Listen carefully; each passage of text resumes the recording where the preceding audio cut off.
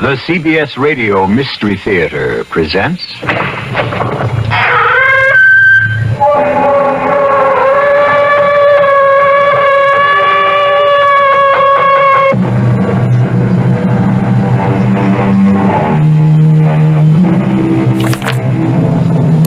Come in. Welcome. I'm E.G. Marshall, Chamberlain in this court of the mysterious and the macabre. The act of trust seems to get short shrift from the poets, the philosophers, and even the prophets. An early American sage warns us to trust everybody but cut the cards. The book tells us, put not your trust in princes. Very well and very good, but you have to trust somebody. Can anyone go all the way through this life without trusting another human being? What is it you want me to do? Show me how to use this. That's a revolver. Exactly. Where did you get it? Well, I don't think that's important. I don't think I should help you to... Well, if you don't, I'll probably kill myself trying to figure it out. But you don't need a revolver. I feel safer with it in the house. Ted is away so much. Well, you flick out the cylinder. Mm-hmm. And you insert the shells into these chambers. I see. And now you flick back the cylinder, and I hope you never have to use it. But the gun is ready to fire. You just point it and pull the trigger. Like, so? Like so. But not at me. Why not at you? Myra. I intend to kill you.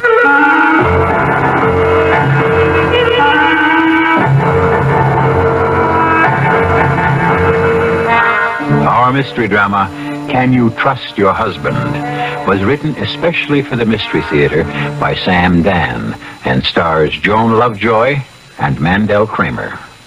It is sponsored in part by Sign-Off, the sinus medicines, and Anheuser-Busch Incorporated, brewers of Budweiser. I'll be back shortly with Act One.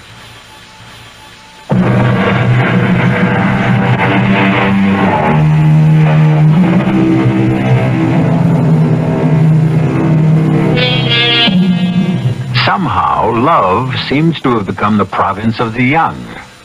Ask almost anyone to name two people who were deeply in love, and the answer almost automatically is Romeo and Juliet. Well, let's face it, Romeo and Juliet were a couple of teenagers who only knew each other for a brief interval. They conveniently died before they would have to weather the storms of marriage and responsibility. The lovers of record should be Philemon and Baucis, or Darby and Joan, couples who lived with each other and put up with each other for 50 and 60 years. That, dear friends, is love. All this is by way of introduction to the Mallards, Ted and Myra, married 25 years. And as far as we know, there's never been an argument or even a harsh word. It's all been one long, beautiful honeymoon, as far as we know. Let our story begin late one autumn evening as the doorbell rings in their comfortable, well-appointed apartment. Just a minute. You'll have to wait, Ted. Next time, carry your keys. Oh, Bert. Did I wake you, Myra? No, I never can sleep while Ted's awake. Come on in. Thanks. Ted isn't home yet. I guess his plane was late. Why, yes, it was. Oh, I knew it. But... But what? Well, Well, something's wrong. well, Bert, what are you trying to tell me? well, whatever it is, I guess I'm not doing a very good job of it. It's Ted. Yes, it's about Ted. Something's happened to him. The plane. Oh, now, Myra, just a minute. I've been listening to the radio all night. I haven't heard anything about a plane. No, it isn't the plane. Then what is it? The plane landed more than 3 hours ago. Bert, tell me what's happened to Ted. Well, I'm trying to. It's not easy. You know where he is? He's in jail. Jail? Why? What for? I said it's not easy. I'm not sure. He was arrested as he came through customs. Well, tell me why. Well, I suppose for smuggling. Smuggling? Oh, that's impossible. It has to be a mistake. Oh, I'm sure of it. We have to get hold of Arthur Kremen. I already did. Or doesn't he practice that kind of law? He'll get someone else if he can't handle it. Handle what? Well, all I know is Ted called me, and they allowed them one phone call. Please, Bert, get to it. Well, he said, Bert, I'm being accused of smuggling. Call Arthur and then tell Myra. But what is he accused of smuggling? Heroin or cocaine. I'm not sure. But that's ridiculous. How could Ted possibly be involved in anything like that? They found it in his attaché case. But it's all a mistake. A terrible mistake. Or else it's a joke. A very bad joke.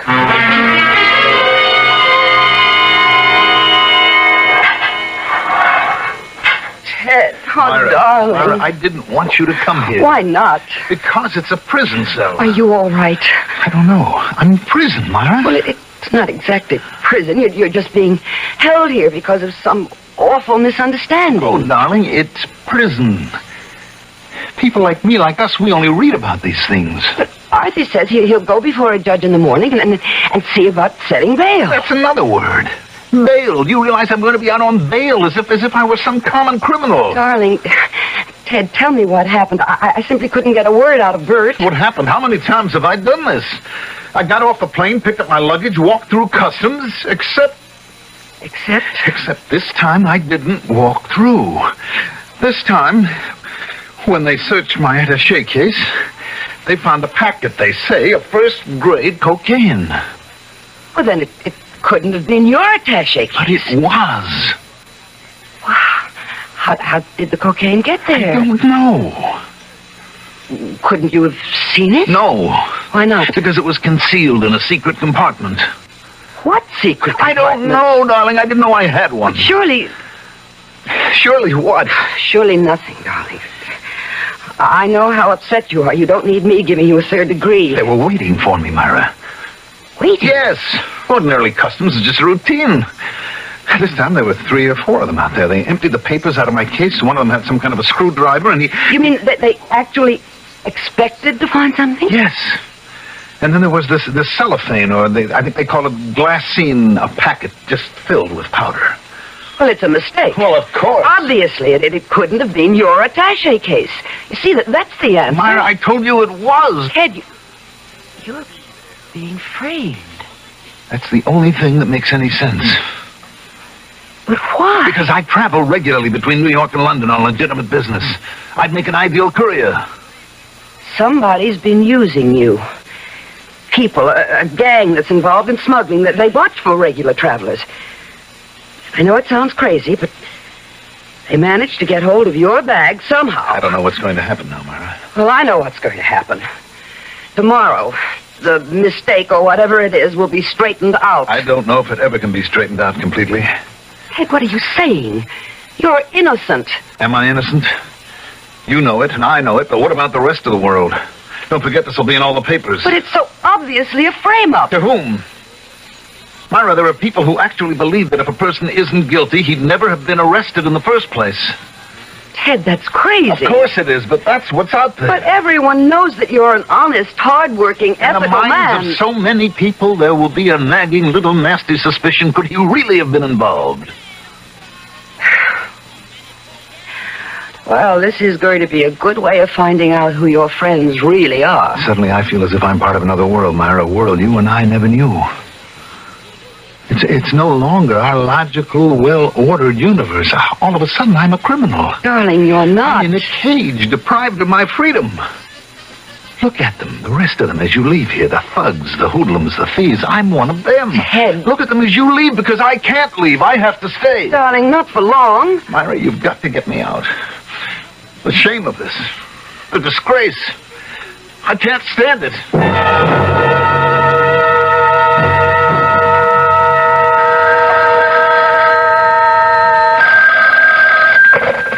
Hello? Myra, Bert, where are you? courthouse. Was Arthur able to get bail set? Well, that's what I'm calling you. Bert, please, just tell me. There's a problem, Myra, and Arthur's going to be tied up with it, so he asked me to call you. Bert, will you please tell me? Well, it looks like Arthur can't get bail. What do you mean he can't get bail? Well, It's the law. A person is entitled to bail. he is and he isn't. Well, I'm going right down there. Myra, it won't do you any good. You see, because of the size of the package and the fact that they've had their eye on Ted for a long Now, time... you just stop there. You stop right there. Please, Myra. I'm only reporting the facts. The federal prosecutor moved for suspension of bail. But that's not legal. Well, in some cases, Well, there has to be someone I can talk to. they claim Ted is so important to this narcotics ring What narcotics ring? that he would simply jump bail and leave the country. Bert, do you know what you're saying?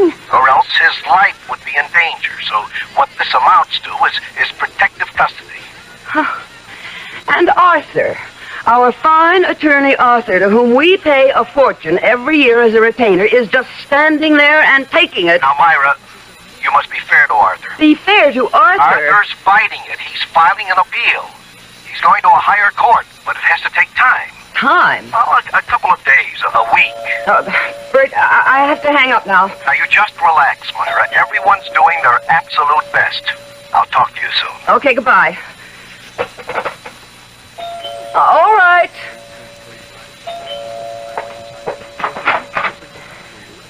Yes? Mrs. Mallard? Who are you? I'm Lieutenant Jack Denson of the Narcotics Squad. We're cooperating with the federal authorities. And? Here are my credentials. I see them. May I come in? Why? To discuss your husband's case. My husband doesn't have a case. He's a victim of a frame-up, of some sort of ghastly mistake. There's nothing you can gain from talking to me. I'm here to help you, Mrs. Mallard. Help you and your husband. Help us in what way? Well, I'd rather not discuss that in the hallway of your apartment building. Very well, come in. The only way you can help us is to clear up this terrible mistake and get Ted out of that jail. What makes you think it's a mistake? What makes me... My husband is innocent. What makes you think so? I'm going to have to ask you to leave this house. First, answer my question. What makes you think your husband is innocent? The fact that you love him? Of course I love him. Has that become a crime? Your entire attitude toward your husband is based on the fact that you love him. And love happens to be blind. Please, spare me your dime store philosophy. You don't live with a man for 25 years without getting to know him. Ours was no ordinary marriage, or maybe it was. Maybe all marriages are the same. I wouldn't know. But we were together in everything. We had no secrets. I don't believe we even had separate thoughts. We lived with and for each other. So he couldn't have been doing anything wrong, because I would have known it. How would you have known it? Evidently, you're not married. Or if you are, it's not what I would call a marriage. I would know. He wouldn't have to say a word or leave a clue. But I would know if he were doing anything wrong. So what do you say to that? I wish I knew what to say, Mrs. Mallard. I wish I knew how to say what I have to say. Then please, stop beating around the bush. You're a fine woman, Mrs. Mallard. I'm in no mood for flattery, Lieutenant. Say what you have to say and get out. I'm sorry I'm forced to tell you this, but your husband, whom you love, and with whom you're so close, has been leading a double life.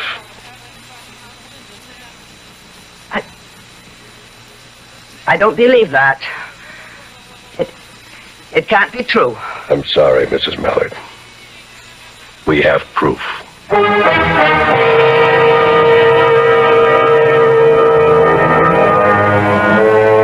There are parts of the world where it never rains. The bright golden sun shines in a deep blue sky, and all is beautiful and cheerful and gay. And after a while, you accept it as something that will last forever. But as the song says, into each life some rain must fall. And when it does, those who have never known what it is to be drenched usually suffer the most. I shall return shortly with Act 2.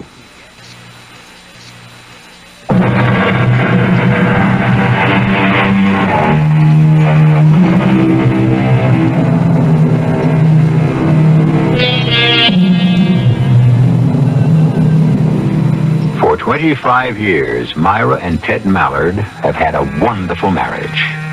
Myra and Ted could communicate without speaking, read each other's thoughts, share each other's feelings.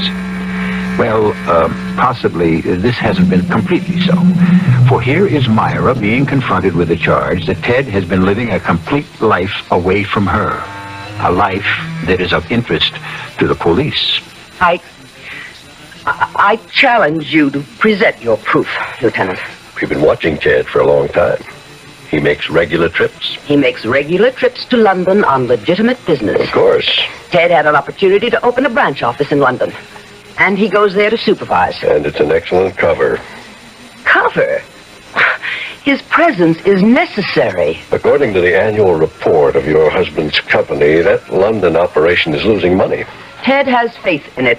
But you can excuse our being skeptical. And what right do you have to arrest a man on skepticism? None at all. But it goes deeper. I'm not interested. I can see the nature of your so-called proof. I want you to help your husband. Why should you care? By helping him, you help us.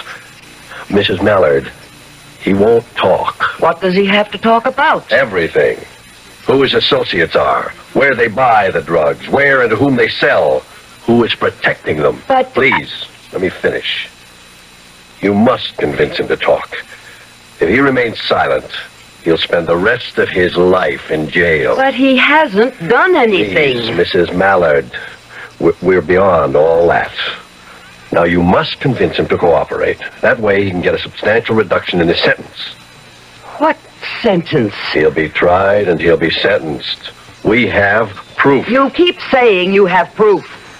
And all you've got is the packet you found in his attaché case, and that could have been planted there. It could have been, but it wasn't. Well, I won't be intimidated. If we have to fight, we'll fight.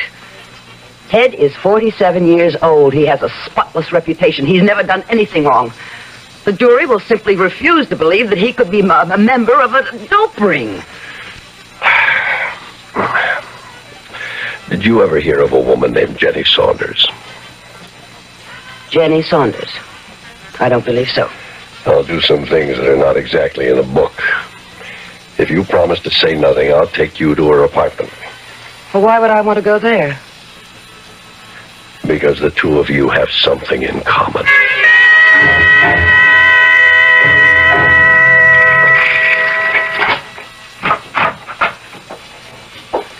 How does it happen that you have a key to this woman's apartment? Well, you see, she's cooperating with us. And when I said I might want to bring you here, she felt it best not to be present. Why? Out of respect, I suppose, for your feelings. What do you think of the place? Well, it's nice enough, but why have you... Wait a minute. That's Ted's picture. Yep, that's Ted's picture. What's Ted's picture doing here? You'll find some of Ted's clothing in the closet also. Oh, no. Oh, no, what? You won't get away with this. I see what this is for. It's a frame-up to build your case. You're planting his things in this apartment. You're making serious charges, Mrs. Mallard, and I can understand how you feel, but Ted was here. He spent time here. I defy you to prove that. We have witnesses. People have seen him here. Well, they can. They can all be part of this plot. Which plot? Mrs. Mallard, why should we want to frame your husband? I don't know. To make an arrest, to create an impression you're cracking down on drugs? Why pick on Ted Mallard? Why construct this elaborate framework? I won't believe it. That means you refuse to believe it. Mrs. Mallard, let's accept your argument for a moment. The drugs could have been planted in the attaché case. Then you admit... For the sake of argument. Okay. Then we could have gone to the trouble of setting up the apartment, the witness, the girl. But you tell me one thing. How do you explain your husband's fingerprints? What fingerprints? His fingerprints are all over the place. I know it's very hard for you, Mrs. Mallard. I suppose you have to look at your whole life now from another perspective. And maybe, faced with all this, you won't even want to help him. Please, let me out of here.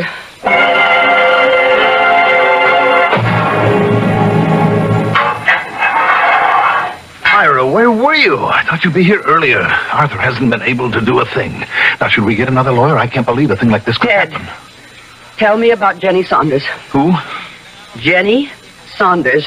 Jenny? What about Jenny Saunders? That's what I'm asking you. I don't know any Jenny Saunders. You don't? No, of course not. Look, darling, we've got 1,000,001 important things to worry about. You don't know a Jenny Saunders. Myra, is somebody named Jenny Saunders somehow involved in everything that's happening? There's an apartment at 291 Fenimore Place. So, what about it? I was hoping you'd tell me what about it. Myra, what's wrong? Don't say nothing, because I can tell when something's bothering you. I didn't say nothing was wrong. Tell me about 291 Fenimore Place. I never heard of it. The police say they found your fingerprints all over it. Oh, well, I guess they would. Then you do know about I 291 wasn't Fenimore. thinking, darling. I have been there. Let me see. Often? Well, twice to install and then... Oh, let's see, was it 3 times? Anyway, I installed and then went back for some repairs, I guess. And I guess the police were checking every place that I ever visited. Well, why would you have been to 291 Fenimore? As a favor to Bert. Bert. Yes, he's got a friend. Jenny Saunders. Maybe that's her name. I never saw her. I never saw anyone in the apartment. Well, why did you go there in the first I'm place? telling you, darling, Bert asked me to install one of our special stereos for this good friend of his. You? Don't you have servicemen and technicians There to do were that kind some of thing? new things, and Bert said that it would be a big favor.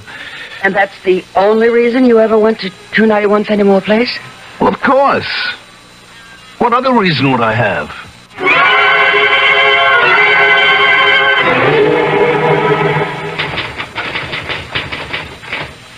Oh, hello, Mrs. Mallard. Hello, Harriet. Is Bert Hollis in? Well, yeah, he sure is, but he's on the phone. That's all right. I'll wait. Look, I don't believe it about Mr. Mallard. I mean, well, he's just about the straightest guy there is. Harriet, tell me something. Does the name Jenny Saunders mean anything to you? Say it again, Mrs. Mallard. Jenny Saunders. Does it mean anything? Yeah. What? Well, I don't know. I mean, oh, gosh. Well, who is it? Look, does this ever happen to you? You know you've heard something somewhere, but you can't for the life of you remember when or where. Now this name, Jenny Saunders. Yes? I did hear it. Apropos of what? Apropos of, I can't remember. Oh, please, Harriet, try to recall. No. It doesn't do me any good to try. It's very important. I mean, it's all just sloshing around somewhere in my subconscious, and it'll come to the surface when it wants to. Well, you will let me know, won't you, if you should happen to remember? Oh, sure. Oh, Mr. Hollis's light is out now, so he's off the phone. Why don't you just go in? Thank you. Bert. Myra, come in. Sit down. Thank you. Is there something new? I know Arthur's still waiting for the Court of Appeal. Bert, who is Jenny Saunders? I never heard of her. Now, look, I know how long you and Ted have been friends. And, of course, your instinct is to protect him, but Bert... Oh, Bert, I have to know. What do you have to know? If my husband has been having an affair with a woman named Jenny Saunders... Ted? An affair? Oh, no, never. It's impossible. Bert, I looked in the mirror today, and I see that it could be possible. Myra, I know Ted, Please and I listen say to never. me, please. When I think of Ted and me and our marriage, I believe I'm still 20 and he's still 22. But I'm not, and he's not.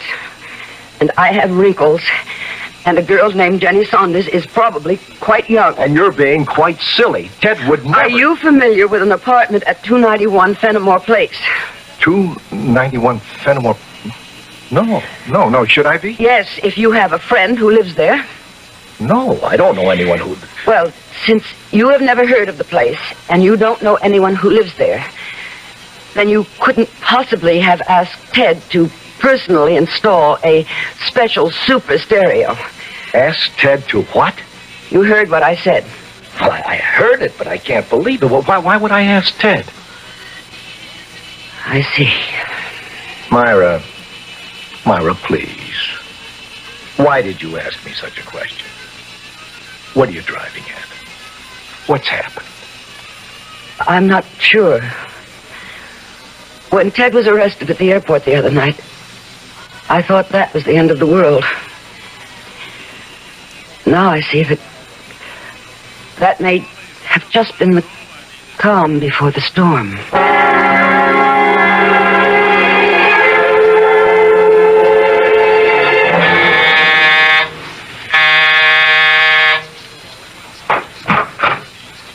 Yes? You're Jenny Saunders. Okay. Where do we go from here? I'm Myra Mallard. Oh, well, come on in. Sit down. Thank you. Drink? I don't believe so. Well, what are we going to talk about? Is it true? It's true. I didn't think you'd be his type. When they start to hit 50, what's a type? Although you are quite pretty. If it makes you feel any better, he's still in love with you. Really? Then what was he doing here?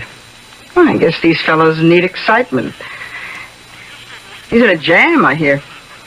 Yes. I will say he was fast with $1. He was good to me. The rent here goes for almost $300. And then he liked to go to the track. I never knew he had the slightest interest in... Oh, and he liked a game of cards. I told him the stakes were a little high. I never knew he could even play cards. Well, I tried to steer him clear of it. Thank you. But men, they do what they want to do. And so, the way I see it, he got in very deep to the loan sharks. And it's all tied into the rackets, you understand? So they said, look, here's how you can pay us back. And so he became a courier. You see it happen all the time. Legit business guys get themselves in hock and the mob moves in.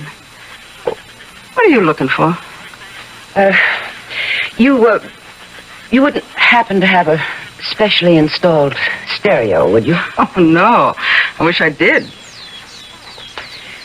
Well, thank you, Miss Saunders. Yeah. I'm glad you're friendly, Mrs. Mallard. A lot of wives, they'd throw a fit. But isn't it better to act civilized?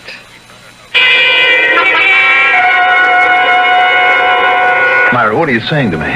What are you saying to me, Ted? I'm saying that I don't know a girl named Jenny Saunders. She lives at 291 Fenimore Place. You admit you went there. As a favor to Bert. Bert knows nothing about What do you mean he knows nothing about it? He asked me He to. didn't. He specifically asked...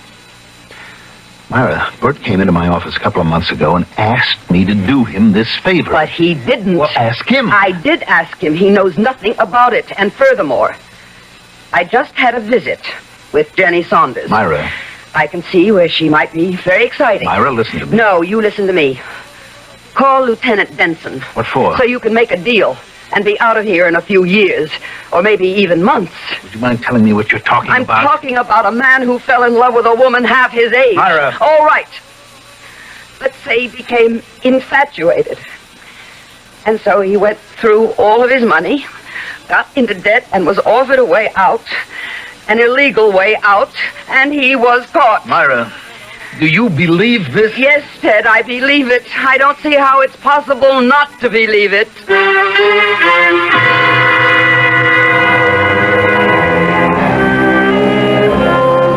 How is it possible, indeed, not to believe it? How can one doubt the evidence? Evidence based on the reasonable, logical, and sensible interpretation of the facts that exist. Certainly, a man must be proven guilty beyond the shadow of a doubt. Is there even a shadow here? Everything seems so clear-cut. I'll be back shortly with Act 3.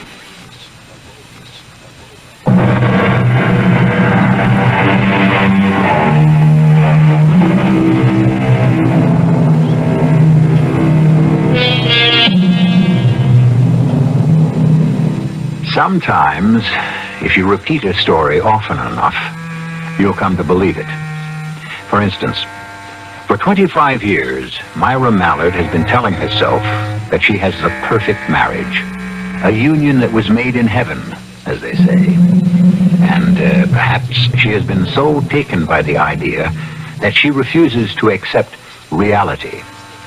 And reality seems to be another woman, and a prison cell, and a narcotics-carrying charge. You're telling me I've been having an affair with another woman? I have met her. And I've been maintaining her? Yes.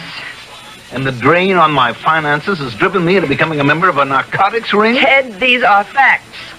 Well, I deny every one of them. But your fingerprints are all over that apartment. And I told you how they got there. Oh, Ted. I also told you something else.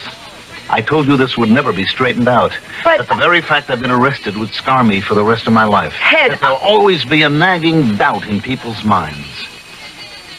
Well, what can I expect from strangers when my own wife believes I'm guilty? Oh, Ted, I don't know what to believe. I'd know what to believe if you were the one who was sitting in jail. I'd believe what you told me. I'm trying to, but all the evidence... I wouldn't care for evidence. I'd know that the person I loved would tell me the truth. I don't think we have the kind of marriage that we thought we did. Or at least that I thought I did. Ted, what do you want me to do? What do I want you to do if you have to ask? I'm all mixed up. We had a paradise, you and I, Myra. But at the first storm, look what happens to it. Darling... The other night you said to me this would be a good way to find out who my friends are. Well, it's better than that. It's a good way for me to find out who my wife is.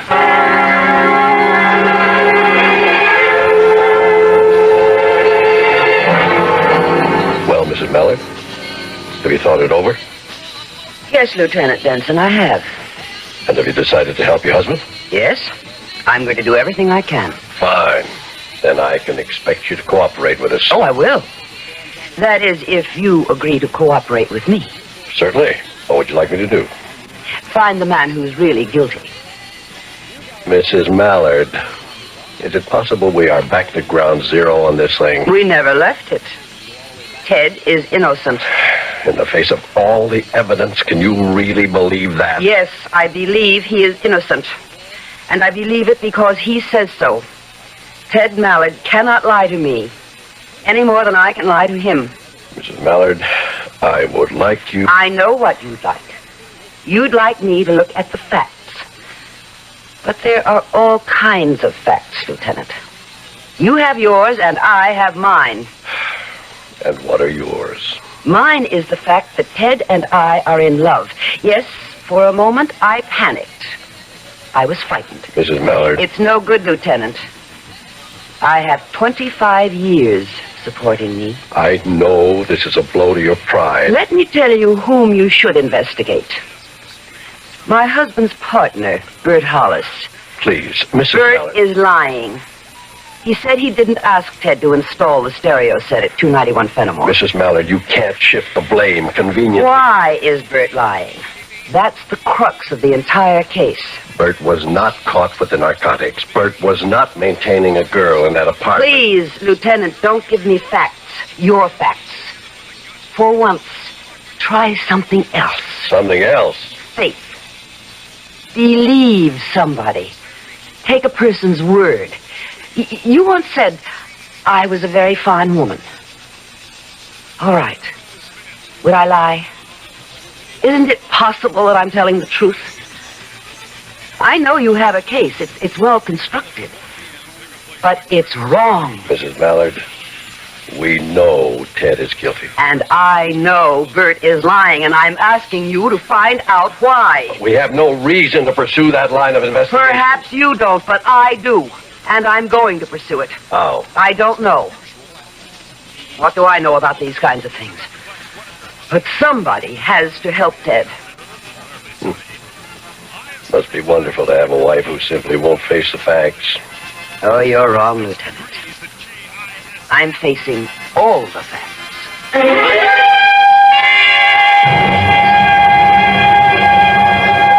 Why would Bert lie? I don't know. think? I told you, I don't know. Have you had any differences of opinion about the business? No. Is he in debt? Not that I know of. Can you think of anything, any reason why he would do this to you? Bert and I have been friends since college. All right, the attaché case. How could the cocaine have gotten in there? That's beyond me. Oh, Ted, you're not being very helpful. Well, did I ever think I'd be framed? It's Bert. It has to be Bert. But why? I don't know. I'd have been willing to bet my life on Bert. Just as I'd be willing to bet my life on you.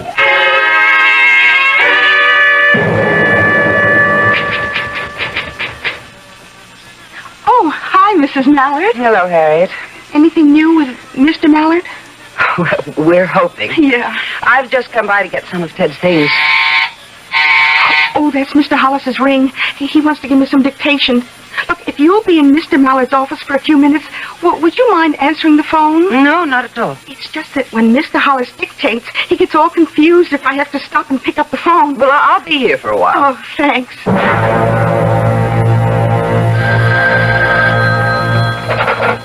Yes? Is Bert there? No. Well, he's supposed to be there. He knows I'll be calling. He just stepped out for a moment. Tell him Smitty wants him. Oh, yes. What do you mean? Oh, yes. Well, I've heard Bert mention your name. Bert and I are, well, we're very close. There you are. What about the Saunders dame?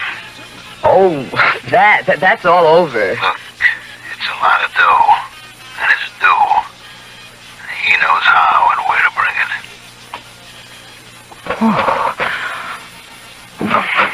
Myra, Harriet said you were here. Oh, well, I just wanted to get some of Ted's things. Why? He'll be out of jail soon. I feel it in my bones. Do you? I know Ted. He couldn't do anything wrong. You're a good friend to him. I don't care what anyone says. I'll stick by him. Oh, thanks for covering the phone. I heard it ring. Oh, it was a wrong number. Oh, well, I hope everything will be okay with Mr. Mallard. Thank you, Harriet. If you're through in Mr. Mallard's office, maybe I'd better lock it. Well, why? Does Mr. Mallard usually keep it locked? Oh, no. That's his problem. He leaves everything lying around. Anybody could walk into his office and walk off with anything. Even his attaché case? Oh, sure. Although, why would anyone want to take his attaché case? Well, did you ever see anyone carrying his case? Did I? Well, I never thought to watch. Try to think. Hey, now that you mention it, it's funny. Now, when he left for London last week, I saw Mr. Hollis bring him the case. Mr. Hollis said, "Hey, Ted, you left this in my office." Uh-huh. That's what Mr. Hollis said. Uh-huh. What did Mr. Mallard answer? I think he said, thanks, Bert. And that was all? Yeah. Oh, do you remember you asked me, did I know a Jenny Saunders? Yes. Well, that's where I heard her name. As they were saying goodbye, Mr. Hollis said, let me see, did you get everything squared away for my friend Jenny Saunders? And Mr. Mallard answered, the stereo works just fine. There you are. You really forget nothing if you know how to make it come back.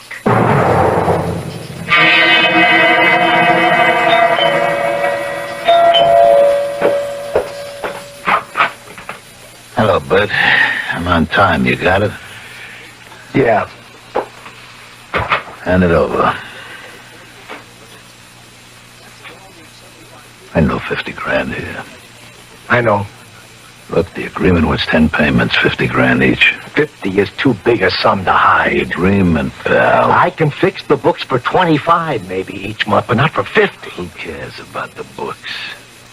That's why we got Mallard out of the way, so you could have an open road. His wife was there today. Why? I don't know why. Maybe she suspects something. Why should she suspect? I don't know. I said maybe. Look, you're the one who said all you needed was to get Mallard out of here, and the till would be wide open. Okay, but you have to be cautious. Cautious? The way you drop money on the ponies, the cards, the dames? Look, it'll just take a little bit longer, but I'll pay you fellas back. What's that? I don't know. Nobody's supposed to be here. Well, maybe it's Jenny. How could it be Jenny? I heard you two are quits. Quits? Where did you hear that? Your secretary told me. She doesn't know anything about Jenny. Wait a minute. Hey, what are you going to do with that gun? Somebody's in that closet. What are you trying to do, Bert? Set me up? No, I don't. All right, whoever you are, come on out of there. Myra. You know this dame? It's Ted's wife. Hello, Bert. Who's your friend? Myra. I couldn't help myself. So you did frame Ted after all. Please, Myra, you don't understand. It was Jenny. Jenny Saunders. I couldn't keep away from her. All right, we can't hang around here. What are you going to do with her? I don't know. But something will occur to me. Move, sister. Why? What are you going to do to her? She has to disappear. You let her alone. Murder was no part of the deal. Look, Bert, people do what they have to do. I said no. Please, Myra. Myra, if you promise not to... What can she promise? Myra, promise you... Oh, poor Bert. This character makes you betray your friend, loot your company, and now he'll kill you. Shut up, lady. Well, how else can it end? I think we'd better go for a little ride. No, I won't let you do it. My arm, No, you nut. put away your... I said let go, Myra. You okay, Mr. Hollis? Me? Yes. Yes, I am. Lieutenant! Harry, Joe, get an ambulance. We may be able to save this other one's life. Lieutenant! What am I doing here? Yes. Well, you can say whatever you like about science and facts and clues and evidence, but sometimes a good hunch has them all beat. You heard what they said? Yep, everything. I followed you because if you did happen to be right, you'd need help. I didn't mean to. I just kept getting in deeper and deeper. Thank you, Lieutenant. No, thank you for showing me what it can be like. What can be like? Marriage. I may even try it myself.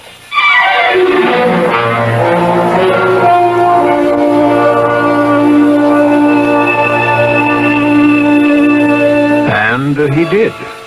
Or so we are told. Well, what is the moral here? You may be sure that faith can overcome any difficulty.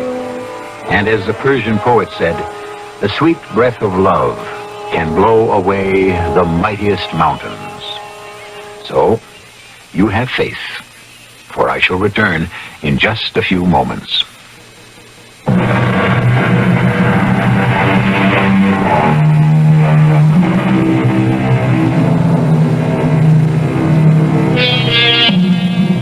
Love, like wine, they say, grows mellower, finer, tastier as time goes on.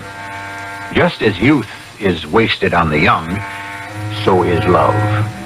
The heart has its reasons, and the more we attempt to probe and pry and weigh and analyze, the more we come to naught.